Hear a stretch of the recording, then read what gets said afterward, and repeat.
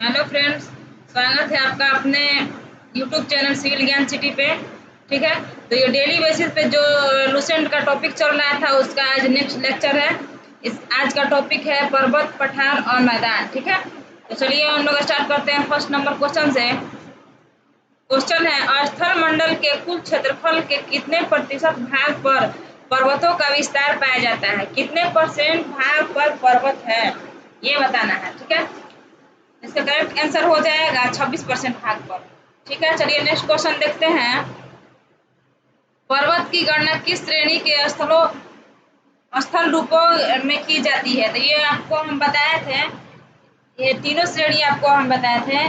प्रथम श्रेणी, द्वितीय श्रेणी या तृतीय श्रेणी में कौन कौन आते हैं? प्रथम श्रेणी में महाद्वीप महासागर आते हैं, द्वितीय श्रेणी में पर्वत पठार मैदान आता है, तृतीय श्रेणी में भी आकार की घाटी, एस आकार की घाटी, जल प्रपात, ये सब आते हैं। ठीक है, तो पर्वत किस श्रेणी में आएगा? द्वितीय श्रेणी में आएगा। इसका आंसर हो जाएगा बी। ठीक है, चलिए नेक्स्ट देखते हैं। पर्वतों पर विश्व की कितनी प्रतिशत जनसंख्या निवास करती है? पर्वत पर, तो पर्वत पर मात्र 1% जनसंख्या निवास करती है। ठीक है, पर्वतों की उत्पत्ति से संबंधित रेडियो सक्रियता सिद्धांत का प्रतिपादन किसने किया था? पर्वतों की उत्पत्ति से संबंधित रेडियो सक्रियता सिद्धांत किसने दिया था? ये दिया था जॉली ने। जॉली नामक वैज्ञानिक थे, उन्होंने दिया था। ठीक है, चलिए नेक्स्ट देखते हैं। पर्वत निर्माणक भूसम्मति सिद्धांत का प्रतिपादन किसने किया था? भूसम्मति सिद्धांत का प्रतिपादन किसने किया था? इसका आंसर हो जाएगा कोपर। कोपर नामक वैज्ञानिक ने भूसम्मति सिद्धांत का प्रतिपादन किया था। विश्व के विशाल वलित पर्वतों की रचना आज से लगभग कितने मिलियन वर्ष पूर्व की गई थी? तो ये 30 मिलियन वर्ष। देखिए, ये बीपीएससी 2006 में पूछा हुआ क्वेश्चन है। ठीक है, नेक्स्ट देखते हैं। नवीनतम पर्वतमाला है, नवीनतम पर्वतमाला कौन सा है? तो ये नवीनतम पर्वतमाला है यूराल है। यूराल नवीनतम पर्वतमाला है। यूराल जो यूरोप में है, जो रूस यूरोप में है। यूरोप में भी किस में है, किस देश में है? तो रूस में है। ठीक है, चलिए नेक्स्ट देखते हैं। हिमालय पर्वत श्रृंखला किसका उदाहरण है? हिमालय पर्वत श्रृंखला किसका उदाहरण है? हिमालय पर्वत एक नवीन वलित पर्वत है। हिमालय पर्वत एक वलित पर्वत है। तो इसका करेक्ट आंसर क्या हो जाएगा? वलित हो जाएगा। एंडीज पर्वत उदाहरण है। एंडीज पर्वत किसका उदाहरण है? एंडीज पर्वत है वलित पर्वत का। एंडीज पर्वत भी एक वलित पर्वत है। एंडीज पर्वत कहाँ है? तो अर्जेंटीना में है। दक्षिण अमेरिका में अर्जेंटीना में है एंडीज पर्वत। ठीक है, अवशिष्ट पर्वत का उदाहरण नहीं है। कौन अवशिष्ट पर्वत का उदाहरण नहीं है? ये अरावली है, जो राजस्थान में है। राजस्थान में और कोई और स्टेट में भी है, राजस्थान में नहीं है।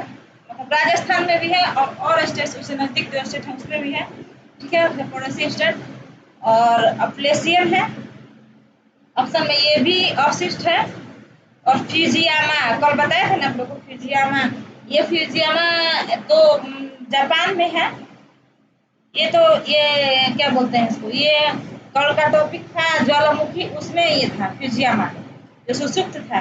ठीक है, और विंध्याचल पर्वत भी एक अवशिष्ट है।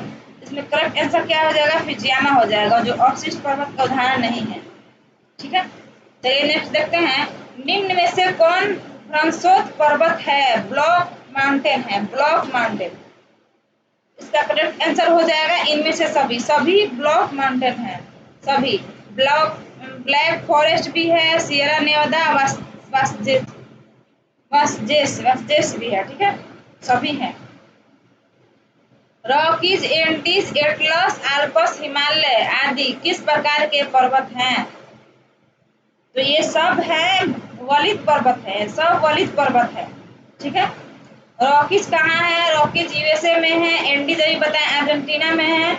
और एटलस मोरक्को में है। और आल्प्स स्विट्जरलैंड में है। और हिमालय का अधिकांश भाग नेपाल में है। ठीक है, चलिए नेक्स्ट देखते हैं। निम्न में से कौन विश्व के नवीन वलित पर्वत का उदाहरण प्रस्तुत करता है? नवीन वलित पर्वत, नवीन वलित पर्वत कौन है ये बताना है इसमें, ठीक है। इसमें ऑप्शन है अपलेशियन, अरावली, आल्प्स, यूराल। इसमें क्या हो जाएगा? इसमें आल्प्स हो जाएगा। आल्प्स जो स्विट्जरलैंड में है, आल्प्स स्विट्जरलैंड में है। ये नवीन वलित पर्वत है। ये तो अवशिष्ट है, ये वलित है, नवीन वलित नहीं है, वलित पर्वत है, ठीक है। चलिए नेक्स्ट देखते हैं। निम्न में से कौन एक वलित पर्वत है? देखिए क्वेश्चन आ गया, कौन वलित पर्वत है? तो हिमालय है, हिमालय एक वलित पर्वत है, ठीक है। चलिए नेक्स्ट देखते हैं। देखिए इसमें मिलान करना है। अवशिष्ट पर्वत, इसमें से कौन, इसे बताना है ये कौन अवशिष्ट पर्वत है, ठीक है। तो इसमें अवशिष्ट पर्वत, ये अवशिष्ट पर्वत हो गया, इसमें हो जाएगा नीलगिरी, नीलगिरी अवशिष्ट है। और ज्वालामुखी मोनोलोआ, कल बताया था ना, मोनोलोआ ज्वालामुखी जो अमेरिका के हवाई द्वीप पे है। और खंड पर्वत, खंड पर्वत का उदाहरण कौन है? ये ब्लैक फॉरेस्ट है, वलित पर्वत हिमालय है, ठीक है। तो इसमें कौन, देखिए मिलान कर लीजिए, इसमें कौन होगा? डी हो जाएगा इसमें आंसर। चलिए नेक्स्ट देखते हैं। हिमालय की उत्पत्ति किस भूसन्नति से हुई है? किस भूसन्नति से हुई है? ये क्वेश्चन भी आप लोग को हम बता दिए, 33 से। हिमालय की उत्पत्ति 33 भूसन्नति से हुई है। जो पेंजिया था, पेंजिया टूटकर अंगारा गोंडवाना उसके बीच में टेथिस सागर हुआ था। टेथिस सागर के भूसन्नति से ही हिमालय की उत्पत्ति हुआ है, ठीक है। दक्षिणी आल्प्स पर्वत श्रेणी कहाँ स्थित है? तो देखिए आल्प्स पर्वत आया था, वो आल्प्स था स्विट्जरलैंड में, लेकिन ये है दक्षिणी आल्प्स, ये न्यूजीलैंड में है। दोनों क्वेश्चन में देखिए याद रखिएगा, आप लोग यहाँ ध्यान रखिएगा। आल्प्स पूछेगा तो वो है स्विट्जरलैंड में, और दक्षिणी आल्प्स पूछेगा तो वो न्यूजीलैंड में है, ठीक है। कौन सा पर्वत महाद्वीपीय जल विभाजक के रूप में जाना जाता है? कौन सा पर्वत? रॉकीज, रॉकीज पर्वत जो है यूएसए में है, ये महाद्वीपीय जल विभाजक के रूप में जाना जाता है। विश्व में सबसे लंबी पर्वत श्रेणी कौन सी है? विश्व का सबसे लंबा पर्वत श्रेणी कौन सी है? तो ये है एंडीज है, एंडीज है जो अर्जेंटीना में है, एंडीज अर्जेंटीना में है, ये सबसे लंबा पर्वत श्रेणी है, ठीक है। नेक्स्ट देखिए, ब्लैक हिल, ब्लू हिल, ग्रीन हिल नामक पहाड़ियां किस देश में स्थित है? ये भी संयुक्त राज्य अमेरिका में है, यूएसए में है, ठीक है।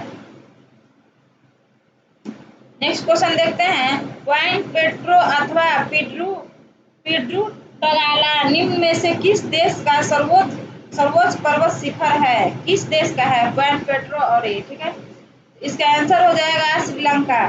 श्रीलंका में पॉइंट पेट्रो मतलब पर्वत शिखर है, ठीक है। श्रीलंका इसका आंसर हो जाएगा। तो नेक्स्ट देखते हैं।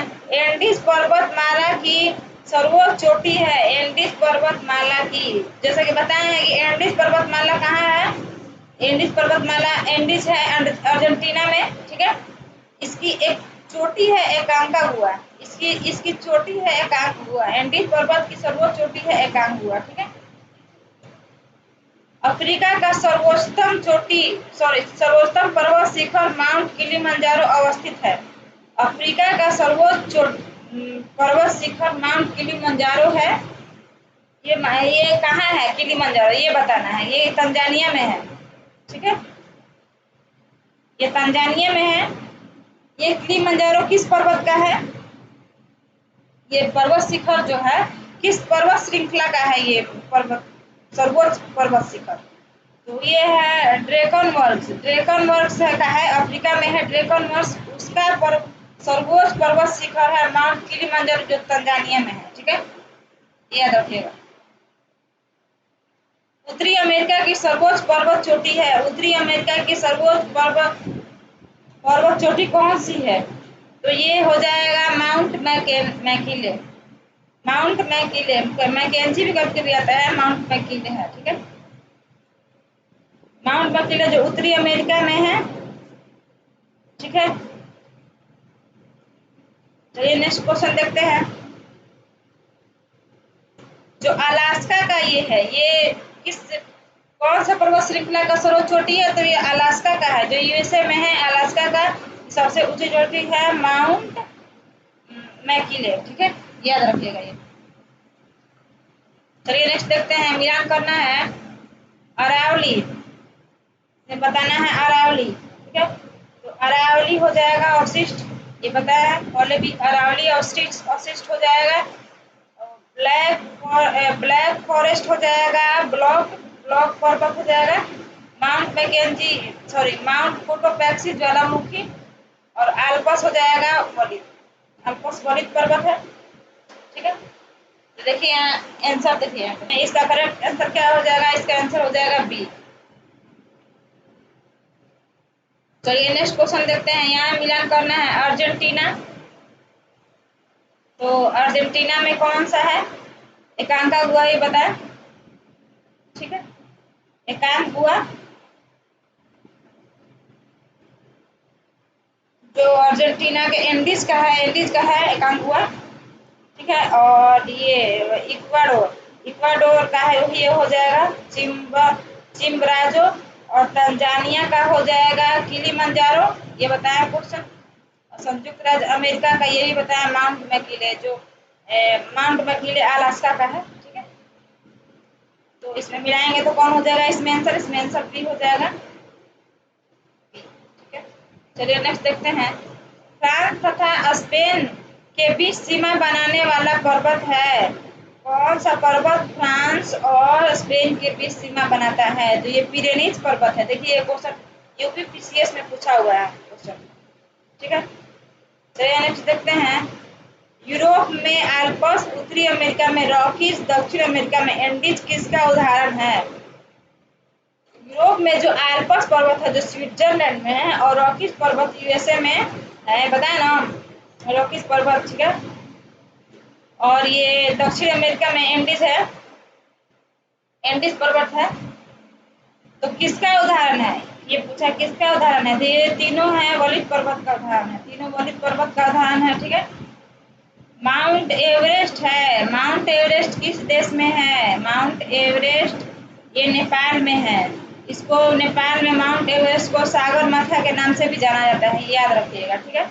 निम्न में से कौन सी पर्वत श्रृंखला विश्व में सबसे बड़ी है, विश्व में सबसे बड़ी पर्वत श्रृंखला है, सबसे बड़ी पर्वत श्रृंखला है एंडीज, एंडीज है, एंडीज है जो अर्जेंटीना में है, ठीक है।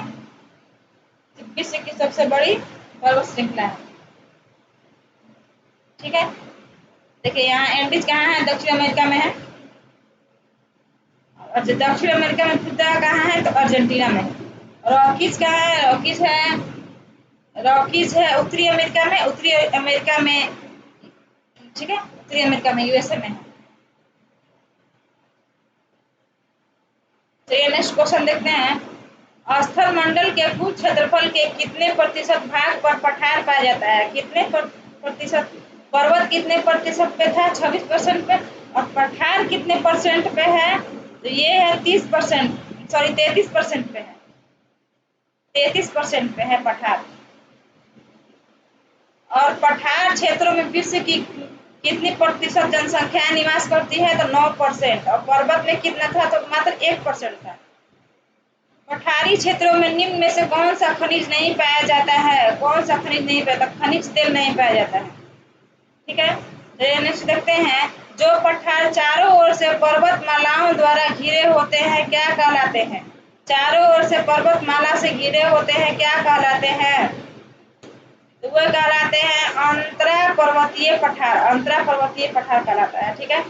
पर्वतों के पदों अर्थात किसी पर्वत के सहारे स्थित पठार को कहा जाता है, क्या कहा जाता है, उसको कहा जाता है पर्वत पदीय पठार, ठीक है।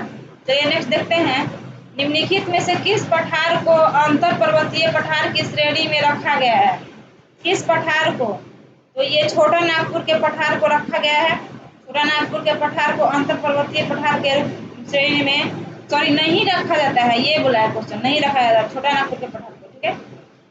अंतर पर्वतीय पठार का उदाहरण नहीं है, तो ये पेंटागोनिया का पठार, पेंटागोनिया का पठार अंतर पर्वतीय पठार का उदाहरण नहीं है। निम्न में से कौन एक पर्वत पदीय पठार है, कौन एक पर्वत पदीय पठार है, ठीक है।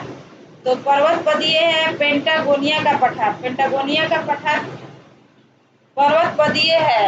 ये अंतर पर्वतीय नहीं है, पर्वतपदीय पठार है, पेंटागोनिया का पठार। ठीक है, चलिए नेक्स्ट देखते हैं।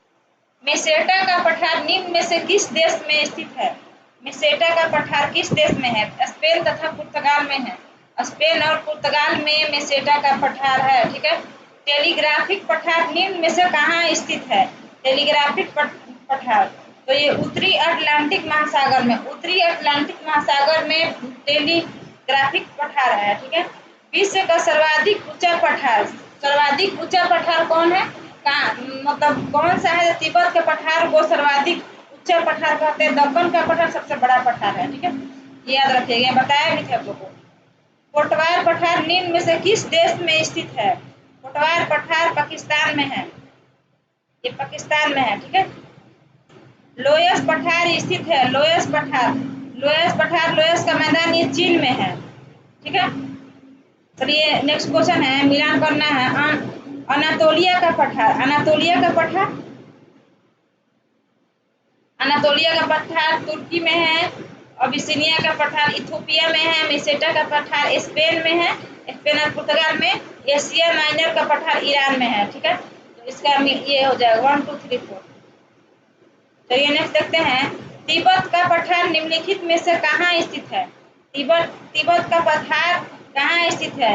यह सियनशान काराकोरम के मध्य, सियनशान अल्ताई टंग के मध्य, हिमालय पर्वत काराकोरम, हिमालय पर्वत क्यूलुन के पर्वत, क्यूलुन लुन। ठीक है, तो इसमें करेक्ट आंसर हो जाएगा डी नंबर हो जाएगा। ठीक है, देखिए हिंदू कुश पर्वत पाकिस्तान में है, सियनशान चीन में है, और हिमालय जो नेपाल में है अधिकतर भाग। ये तीनों जहाँ मिलते हैं उसको पामीर कहते हैं, पामीर कहते हैं, और उसको दुनिया का छत बोला जाता है। ठीक है, ये याद रखिएगा।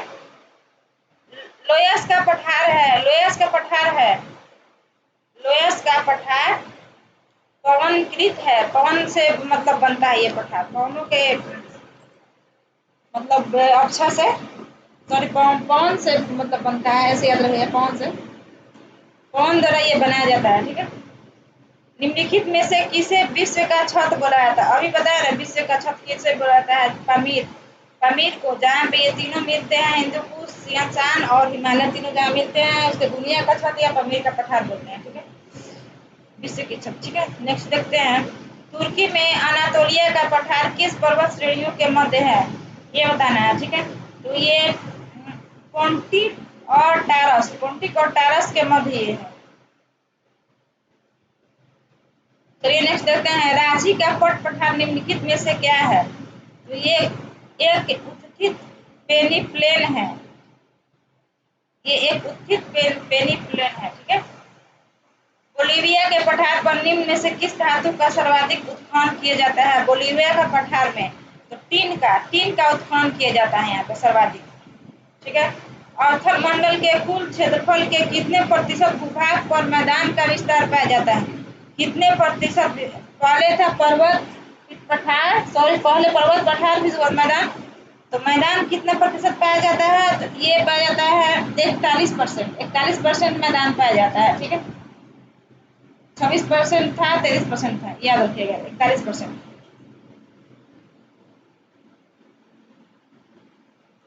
मैदान की गणना किस श्रेणी के स्तर के रूप में किया जाता है? यही बताया, पर्वत पठार मैदान सब द्वितीय श्रेणी में आते हैं। ठीक है, द्वितीय श्रेणी में।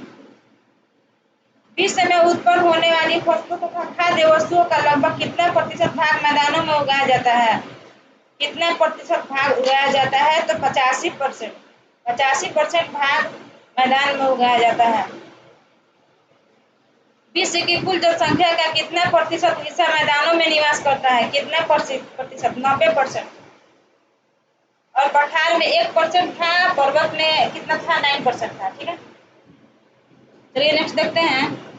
निम्नलिखित में से किस स्थल रूप को सभ्यता का पालना बोलते हैं? सभ्यता का पालना किसको बोलते हैं? मैदान को बोलते हैं, मैदान को सभ्यता का पालना बोलते हैं। ठीक है, चलिए नेक्स्ट देखते हैं। देखिए, उत्तरी पश्चिमी चीन का लोयस मैदान किस प्रकार के जमाव से बनता है? तो ये बताया है आपको कि पवन से बनता है, पवनीकृत होता है, रेत एवं धूल कणों के जमाव से। इसका आंसर क्या हो जाएगा? रेत एवं धूल कणों के जमाव से। पवन अपरदित मैदान में यत्र तत्र पाए जाने वाले प्रतिरोधी चट्टानों के अवशेष टीलों को क्या बोलते हैं? पवन जो द्वारा जो अपरदित किया जाता है इधर उधर जो भी चट्टान, वो एक टीला के रूप में बन जाता है। उस टीला को हम लोग क्या बोलेंगे? उसको बोलेंगे इंसेल वर्ग बोलते हैं उसको, इंसेल वर्ग। ठीक है। कास्ट मैदानों में यत्र तत्र स्थित अवशिष्ट टीलों को क्या बोलते हैं? कास्ट में, तो कास्ट में बोलते हैं, कास्ट पॉली किसको बोलते हैं? जहाँ पे चूना पत्थर की अधिकता पाया जाता है ना जिस प्रदेश में, उस प्रदेश को कास्ट प्रदेश बोलते हैं। तो कास्ट प्रदेश में कौन सा टीला बनता है? अवशिष्ट कौन सा टीला बनता है? तो ये बनता है, यहाँ बनता है ह्यूमस, ह्यूमस बनता है। ठीक है, ह्यूम्स ह्यूम्स ह्यूम्स। नदी अपरदित मैदान अथवा संप्रदाय मैदान में यत्र तत्र पाए जाने वाले प्रतिरोधी चट्टानों के अवशेष को क्या बोलते हैं? तो ये तो आप लोग जान गए, इंसेल वर्ग पवन पवन द्वारा और ह्यूमस से कास्ट मैदान द्वारा। तो इसमें क्या हो जाएगा? ये हो जाएगा इसके द्वारा, मोनेड नॉक, मोनेड नॉक बोलते हैं उसको। ठीक है। संप्रदाय मैदान का निर्माण किस क्रिया द्वारा होता है? किस क्रिया द्वारा होता है संप्रदाय मैदान का निर्माण? ये नदी द्वारा होता है। ठीक है। पेडी प्लेन मैदान का निर्माण किस क्रिया द्वारा होता है? पेडी प्लेन, तो पेडी प्लेन होता है पवन द्वारा, पवन द्वारा ये होता है। ठीक है। चलिए नेक्स्ट क्वेश्चन देखते हैं।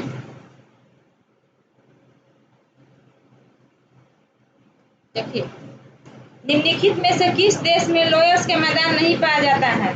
किस देश में लोयस का मैदान नहीं पाया जाता है? तो कंबोडिया में नहीं पाया जाता है। ठीक है। निम्नलिखित पर्वतों में से कौन सा जर्मनी में स्थित है?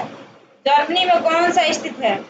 तो जर्मनी में ब्लैक फॉरेस्ट, ब्लैक फॉरेस्ट जो ब्लैक पर्वत का उदाहरण है, ब्लैक फॉरेस्ट जर्मनी में पाया जाता है। Pennine Europe, Appalachian America, Aravalli Bharat उदाहरण है। ये किसका उदाहरण है? ये पुरानी पर्वत श्रृंखला का है, ये सबसे पुराना है, पुराना पर्वत श्रृंखला के उदाहरण। निम्नलिखित में से कौन राइन नदी के किनारे स्थित है? राइन नदी के किनारे कौन स्थित है? तो ब्लैक फॉरेस्ट, ब्लैक फॉरेस्ट जो जर्मनी में है, ये राइन नदी के। देखिए ये यूपीपीसीएस में पूछा हुआ है, बीपीएससी में पूछा हुआ है। लुसेंट बहुत इंपॉर्टेंट ये मतलब है, आप लोग इसको देखिए डेली। ठीक है। पर्वतों के उन प्राकृतिक अंतरालों को क्या कहा जाता है जो मार्ग बना देते हैं? मार्ग जो बना देता है उसको दर्रा बोलेंगे। ये देखिए एसएससी में पूछा हुआ है क्वेश्चन है। कौन सा सबसे ऊंचा पर्वत है? सबसे ऊंचा पर्वत कौन है? सबसे ऊंचा पर्वत है माउंट एवरेस्ट, सबसे ऊंचा है। ये 8849 मीटर है, याद रखिएगा डाटा। ठीक है। एंडीज पर्वत श्रृंखला किस महाद्वीप में स्थित है? किस महाद्वीप में है? ये पूछ रहा है, किस देश में नहीं पूछ रहा है, किस महाद्वीप में है। तो एंडीज पर्वत श्रृंखला दक्षिणी अमेरिका में है, दक्षिणी अमेरिका में है एंडीज, जो अर्जेंटीना में है। ठीक है। और रॉकीज उत्तरी अमेरिका में है। ये पीछे क्वेश्चन था, बताया। चलिए नेक्स्ट, ये नेक्स्ट टॉपिक हो गया। नेक्स्ट टॉपिक है ये वायुमंडल की संरचना है। ठीक है। चलिए इसको भी देख लेते हैं। पृथ्वी के वायुमंडल का कितना प्रतिशत भाग 29 किलोमीटर की ऊंचाई तक पाया जाता है? ये बताना है। ठीक है। कितना प्रतिशत भाग इसमें हो जाएगा? इसमें करेक्ट आंसर हो जाएगा 97% भाग। ठीक है। चलिए नेक्स्ट देखते हैं। निम्नलिखित में से कौन सा कथन असत्य है? वायुमंडल की ऊपरी सीमा लगभग 1000 किलोमीटर की ऊंचाई तक है। वायुमंडल का 50% भाग 5.6 किलोमीटर की ऊंचाई तक सीमित है। ऊंचाई में वृद्धि के साथ जलवाष्प की मात्रा वृद्धि होती जाती है। वायुमंडल के निचले स्तर में भारी गैस और ऊपरी स्तर में हल्की गैस की प्रधानता है। ये कौन सा गलत है इसमें, ये बताना है। तो ये गलत है। ऊंचाई में वृद्धि के साथ जलवाष्प की मात्रा वृद्धि होती जाती है, ये गलत है। ठीक है। वायुमंडल का सर्वाधिक अस्थायी तत्व है, अस्थायी तत्व है, ये अस्थायी तत्व पूछ रहा है। ठीक है। तो ये हो जाएगा अस्थायी तत्व जलवाष्प है। वायुमंडल में सर्वाधिक कौन सी गैस मिलती है? कौन सी गैस सर्वाधिक मिलती है? तो नाइट्रोजन मिलता है।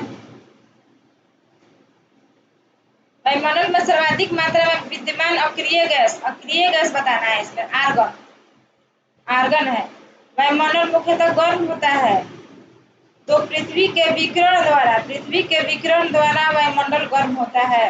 निम्न में से कौन सा युग्म वायुमंडल की गैसों की बढ़ती मात्रा को दर्शाता है, मतलब इससे बढ़ते जाता है। ठीक है, तो सबसे पहले ओजोन है, ओजोन, फिर उसके बाद कार्बन डाइऑक्साइड पाया जाता है, उससे अधिक ऑक्सीजन, फिर नाइट्रोजन, सबसे अधिक नाइट्रोजन पाया जाता है। बढ़ती मतलब बताना है बढ़ती मात्रा को, तो ये ए हो जाएगा इसमें आंसर। ठीक है, चलिए नेक्स्ट देखते हैं।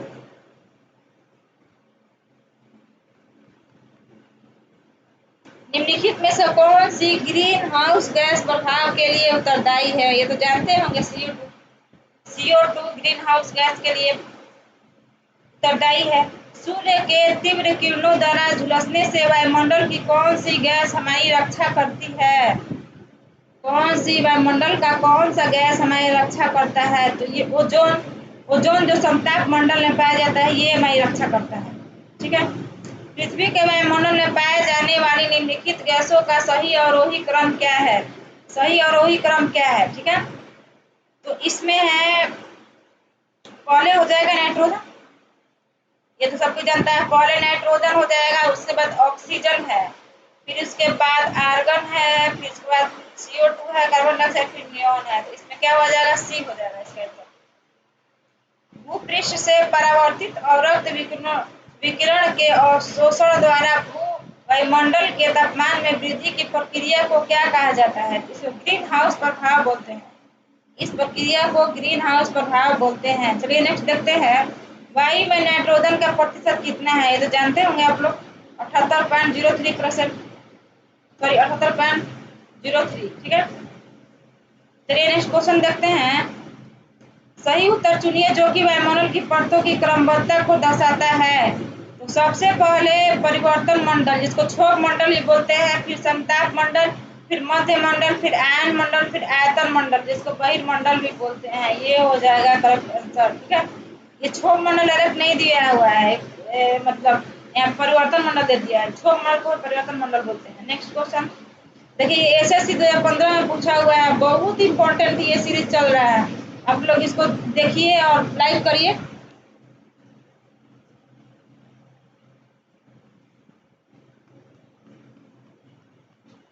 चलिए नेक्स्ट देखते हैं। वायुमंडल को क्षोभ मंडल, समताप मंडल आदि परतों में विभाजित करने का मुख्य आधार क्या था? किस आधार पर वायुमंडल को क्षोभ मंडल, समताप मंडल, मध्य मंडल, आयन मंडल, बहिर्मंडल के रूप में मतलब विभाजित किया गया है? किस आधार पे?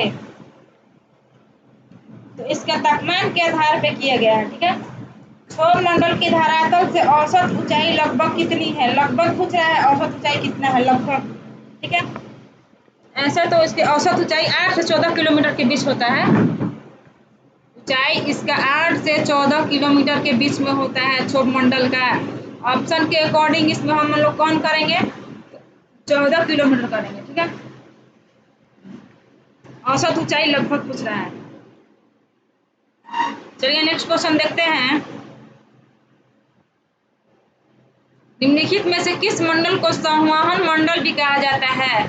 किस मंडल को संवहन मंडल बोला जाता है? तो क्षोभ मंडल को संवहन मंडल बोला जाता है, क्योंकि यहाँ संवहनी धारा चलने के कारण इस मंडल को संवहन मंडल भी बोलते हैं, परिवर्तन मंडल भी बोलते हैं। ठीक है, किस ऋतु में क्षोभ मंडल की ऊंचाई में वृद्धि हो जाती है? किस ऋतु में क्षोभ मंडल मतलब क्षोभ मंडल की ऊंचाई में वृद्धि हो जाती है? तो इसमें करेक्ट आंसर हो जाएगा ग्रीष्म ऋतु में। क्षोभ मंडल की धरातल से अधिकतम ऊंचाई कितना है? अधिकतम ऊंचाई कितना है? ऐसे तो 8 से 14 के बीच में होता है, लेकिन इसमें अधिकतम ऊंचाई पूछ रहा है 8 से 14। 8 से 14 होता है। इस ऑप्शन के अकॉर्डिंग 6, 8, 12, 12 तो 14 से कम है। सबसे अधिकतम तो 18 ही मारेंगे इसमें हम लोग। चलिए नेक्स्ट देखते हैं। क्षोभ मंडल में तापमान की सामान्य हारा से कि 1 डिग्री सेल्सियस प्रत्येक 166 किलोमीटर हेतु, प्रत्येक 166 किलोमीटर हम लोग ऊंचाई पे जाएंगे तो 1 डिग्री सेल्सियस तापमान घट जाता है। ठीक है, चलिए नेक्स्ट क्वेश्चन देखते हैं। क्षोभ मंडल वायुमंडल का सबसे तप्त परत है क्योंकि यह पृथ्वी के पृष्ठ से तप्त हो जाती है। इसका करेक्ट आंसर ये हो जाएगा, यह पृथ्वी के पृष्ठ से तप्त हो जाती है। देखिए SSC में पूछा हुआ क्वेश्चन है। क्षोभ मंडल एवं समताप मंडल के बीच स्थित संक्रमण क्षेत्र को क्या बोला जाता है? इसको क्षोभ सीमा बोलते हैं। जहाँ पे क्षोभ मंडल खत्म हो जाएगा उसके बाद अगर समताप मंडल स्टार्ट हो गया उस सीमा को क्षोभ सीमा बोलते हैं। ठीक है, क्षोभ सीमा लगभग होता है 15 किलोमीटर होता है। ठीक है, चलिए नेक्स्ट देखते हैं। पृथ्वी के वायुमंडल का सर्वाधिक घनत्व कहाँ पाया जाता है? सबसे अधिक घनत्व क्षोभ मंडल में पाया जाता है। ये भी एसएससी में पूछा हुआ क्वेश्चन है। चलिए नेक्स्ट देखते हैं। विविध जलवायु एवं मौसम दशाओं को बदलने वाली सभी महत्वपूर्ण वायुमंडलीय प्रक्रियाएं कहाँ घटित होती है? कहाँ घटित होती है? ये क्षोभ मंडल में सब मौसम संबंधी सभी घटनाएं, जलवायु, बादल, हेलीकॉप्टर, ये क्षोभ मंडल में सब पाया जाता है। ठीक है, लेकिन ये भी एसएससी में पूछा हुआ क्वेश्चन है। क्षोभ मंडल ट्रोपोस्फियर वायुमंडल का निचला स्तर है जिसकी ऊंचाई भूमध्य रेखा पर होती है। भूमध्य रेखा पर पूछ रहा है कितना होता है? 10 मील तक होता है भूमध्य रेखा पर। मेघ गर्जन वायुमंडल की किस परत में होता है? मेघ गर्जन ही बताएं, बादल, मौसम संबंधी घटनाएं सब होता है कहाँ पे होता है? सब क्षोभ मंडल में होता है। चलिए नेक्स्ट देखते हैं। परिवर्तन मंडल या क्षोभ मंडल में तापमान है मतलब ऊंचाई के साथ ये घटते जाता है। ऊंचाई के साथ ही घटता है। ये भी बताया है कि 168 मीटर ऊंचा जाने पर 1 डिग्री सेल्सियस में कमी होता जाता है। ठीक है, समताप मंडल स्ट्रेटोस्फेयर है क्षोभ सीमा के ऊपर स्थित प्रदेश। मतलब क्षोभ सीमा जहाँ पे क्षोभ मंडल और समताप मंडल के बीच का संरक्षण क्षोभ सीमा है। ठीक है, तो क्षोभ सीमा के स्थित प्रदेश को हम लोग समताप मंडल बोलते हैं। चलिए नेक्स्ट देखते हैं। वायुमंडल की किस सतह में तापमान में बहुत अधिक उतार चढ़ाव नहीं होता है? बहुत अधिक उतार चढ़ाव नहीं होता है। ठीक है, इसमें करेक्ट आंसर हो जाएगा समताप में। समताप में अधिक उतार चढ़ाव नहीं होता है, तापमान में मतलब परिवर्तन नहीं होता है, मौसम में परिवर्तन नहीं होता है। ओजोन परत मुख्यतः कहाँ पाया जाता है? ओजोन परत कहाँ पाया जाता है ये बता दिए शुरू में ही। अब लोग समताप मंडल पाया जाता है। देखिए यूपी पीसीएस में पूछा हुआ। तो ये नेक्स्ट देखते हैं। निम्नलिखित में से कौन सी वातावरणीय पर्वत सूर्य की परावैंगनिक किरणों को अवशोषित कर लेती है? सूर्य के परावैंगनिक किरणों को। तो ये समताप मंडल जो है, सॉरी समताप मंडल इसमें नहीं होगा, इसमें ओजोन मंडल होगा। ओजोन मंडल। समताप मंडल को जेट विमानों की उड़ान के लिए आदर्श माना जाता है। क्यों आदर्श माना जाता है? क्योंकि यहाँ पे इस परत में बादल एवं अन्य मौसमी घटनाएं नहीं होती है। ये घटनाएं क्षोभ मंडल में होता है। उसमें न तापमान बदलता है न मौसम बदलता है, जो जेट विमानों को उड़ाने के लिए अच्छा होता है। इसका करेक्ट आंसर ये हो जाएगा, डी हो जाएगा। देखिए यूपीएससी 2011 में पूछा हुआ क्वेश्चन है। चलिए नेक्स्ट देखते हैं।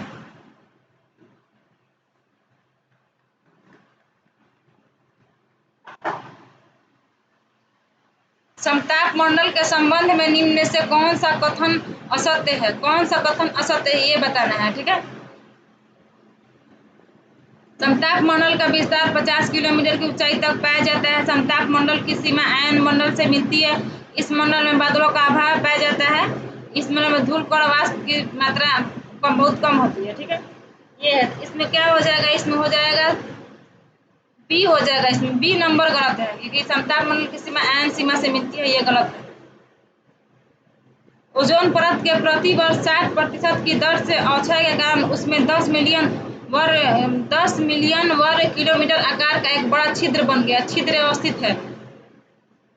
ओजोन परत के मतलब ओजोन परत में छिद्र हो गया है। छिद्र होना मतलब उसकी मोटाई को घट जाना को छिद्र बोलते हैं।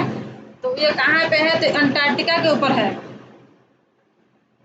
वातावरण की वह परत जो रेडियो तरंगों को परिवर्तित करती है। रेडियो तरंग किस मंडल में परिवर्तित होता है? रेडियो तरंग समताप मंडल में, सॉरी आयन मंडल में। आयन मंडल में देखिए ये एसएससी में पूछा हुआ है क्वेश्चन। आयन मंडल में संचार उपग्रह किस वायुमंडलीय स्तर में स्थित है? ये भी हो जाएगा आयन मंडल। संचार उपग्रह भी आयन मंडल। वायुमंडल में ओजोन स्तर के अवक्षय का कारण निम्नलिखित में से कौन सा रसायन है? किस रसायन के कारण वायुमंडल के ओजोन स्तर का अवक्षय हो रहा है? इसमें हो जाएगा क्लोरोफ्लोरोकार्बन के कारण। रेडियो की लघु तरंगें आयन मंडल की किस परत से परिवर्तित होकर धरातल पर आती है? तो देखिए ये रेडियो, इसमें 3 प्रकार के परत होता है। आयन मंडल को मतलब परत में इसको विभाजित किया गया है। एक डी परत है, देखिए फर्स्ट ऑप्शन से बताना है। डी परत, डी परत ये निम्न आवृत्ति वाले रेडियो तरंगों जब परिवर्तित हो जाती है, पृथ्वी से परिवर्तित होकर धरातल पर आ जाती है, डी तरंग होता है, डी परत होता है। फिर उसके बाद है ई परत, मध्यम उच्च आवृत्ति वाले रेडियो जब परिवर्तित होकर धरातल पर आ जाती है, ई परत बोलते हैं। इसके बाद एफ है, एफ परत सभी प्रकार के मतलब रेडियो तरंगों को जब परिवर्तित होकर धरातल पर आती है तो उसे एफ तरंग बोलते हैं। ठीक है, इसमें करेक्ट आंसर यही हो जाएगा, एफ तरंग लघु तरंग है। ठीक है, तो नेक्स्ट देखते हैं, ऊपर से नीचे की ओर वायुमंडल की विभिन्न परतों की सीमाओं का कौन सा क्रम सही है? ऊपर से नीचे कौन सा सही है?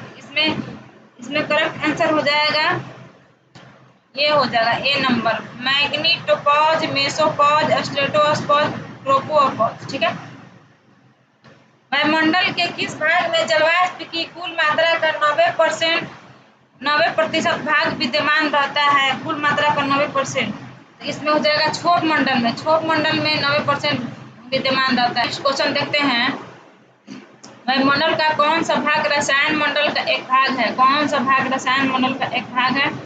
इसमें ओजोन मंडल हो जाएगा। किस वायुमंडलीय परत को मौसमी परिवर्तन की छत बोलते हैं? तो ये बताए हैं आप लोगों को, क्षोभ मंडल। हवाई जहाज प्रायः उड़ते हैं समताप मंडल में उड़ते हैं। पृथ्वी की सतह से सबसे दूर वातावरणीय परत हो गया, सबसे दूर क्या है, कौन सा है? बहिर्मंडल है लास्ट में। पृथ्वी के समीप पाए जाने वाले वायुमंडलीय परत सबसे समीप, ये इंग्लिश दे दिया है, देखिए इंग्लिश दे दिया है सब इसमें। इंग्लिश भी आपको ध्यान में रखना होगा। ट्रोपोस्फियर, ट्रोपोस्फियर इसमें हो जाएगा। ठीक है, ट्रोपोस्फियर को क्षोभ मंडल बोलते हैं। वातावरण में सबसे ज्यादा ओजोन का संकेंद्रण कहाँ होता है? सबसे ज्यादा ओजोन का संकेंद्रण कहाँ होता है? ये समताप में होता है ओजोन। समुद्र तल पर औसत वायु दाब कितना होता है? ये होता है 1013.25 मिलीबार। वायु दाब प्रायः सर्वाधिक होता है जब वायु होती है, कहाँ सर्वाधिक होता है? तो ये होता है ठंडी तथा शुष्क, ठंडी तथा शुष्क। चलिए नेक्स्ट देखते हैं, वायु दाब में अचानक आने वाली कमी निम्न में से किसका सूचक है? ये तूफानी मौसम का सूचक है। अचानक कमी आ जाएगा, तूफानी मौसम का ये सूचक है। ठीक है, चलिए नेक्स्ट देखते हैं, सामान्य वायु दाब पाया जाता है, सामान्य वायु दाब पाया जाता है सागर तल पर। निम्न में से कौन सा कथन सत्य है? कौन सा कथन सत्य है? सागर तल पर वायु दाब अधिकतम होता है। वायु दाब को मिलीबार में मापा जाता है। किसी भी स्थान पर वायु दाब 2 बार चढ़ता और 2 बार घटता है। ये हो जाएगा सभी सही है। निम्नलिखित में से कौन सा कथन सत्य है? तो वायु दाब के घटने बढ़ने की क्रिया को वायु दाब उचाच, ये सही है। वायु दाब में उतार चढ़ाव विषुवत रेखा से ध्रुवों की ओर कम होता है, ये भी सही है। 60 डिग्री अक्षांश के बाद वायु दाब का दैनिक उतार चढ़ाव नहीं देखा, तो ये भी सही है। इसमें कौन सब उपयुक्त सभी सही है। ग्लोब पर दाब तटबंधों संख्या कितनी है? ये संख्या 7 है। विषुवतीय निम्न दाब पेटी का विस्तार विषुवत रेखा के दोनों ओर कितने डिग्री अक्षांश तक मिलता है? तो ये मिलता है 5 डिग्री तक, 5 डिग्री तक। डोलड्रम पेटी का विस्तार सामान्यतः पाया जाता है 5 डिग्री नॉर्थ से 5 डिग्री साउथ। जो निम्न दाब की पेटी होता है 5 डिग्री साउथ से 5 डिग्री नॉर्थ को हम लोग डोलड्रम बोलते हैं। ठीक है, ये भी हो जाएगा इसमें। डोलड्रम क्षेत्र की विशेषता होती है, डोलड्रम क्षेत्र की विशेषता होती है निम्न दाब एवं शांत कोण, निम्न दाब एवं शांत कोण, यहाँ निम्न दाब होता है और कोण भी शांत होती है। ठीक है, चलिए नेक्स्ट देखते हैं, शांत पेटी किस रेखा के दोनों ओर पाया जाता है? शांत पेटी किस रेखा के दोनों ओर पाया जाता है? भूमध्य रेखा के दोनों ओर शांत पेटी पाया जाता है। विश्व के सभी उच्च मरुस्थल निम्न में से किस पेटी में स्थित है? किस पेटी में स्थित है? तो उपोष्ण कटिबंधीय उच्च दाब की पेटी। देखिए अब लोग हम बता देते हैं, वो पेज लेके यहाँ पे देखिए, ये मान लीजिए पृथ्वी है, ठीक है, यहाँ से हम लोग खींचेंगे यहाँ पे विषुवत रेखा,